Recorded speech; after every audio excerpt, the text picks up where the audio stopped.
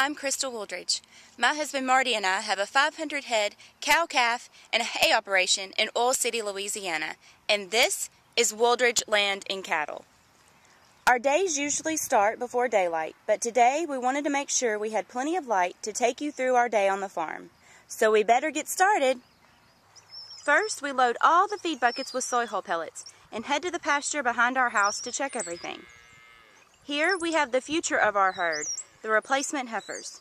All of these cows in this pasture have either had a calf in the past week or are going to have a calf in the next 45 days. Once we wean the calves, which will be in about 6 months, we take the cows and disperse them into our bigger herds that are about 15 miles from our house. We keep the heifers close while they are calving in case they need assistance while calving or need a little help being a new mama. We will also check our heifers periodically throughout the day just to make sure everything's going okay. We raise all of our own replacement heifers to keep a closed herd. The only thing we bring in are virgin bulls to try and keep viruses to a minimum.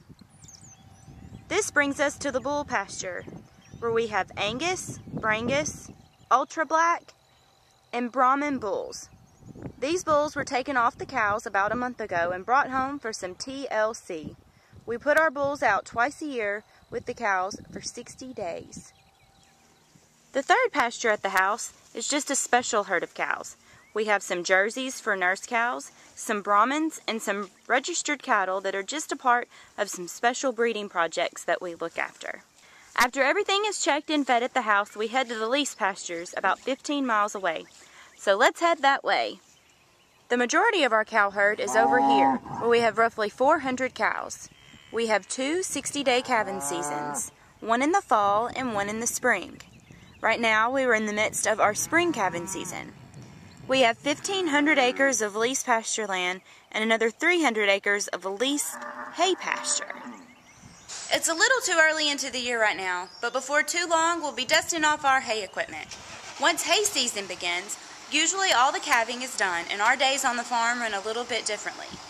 Everything here at the house gets a quick check every day, and everything on the lease pasture gets a check every other day.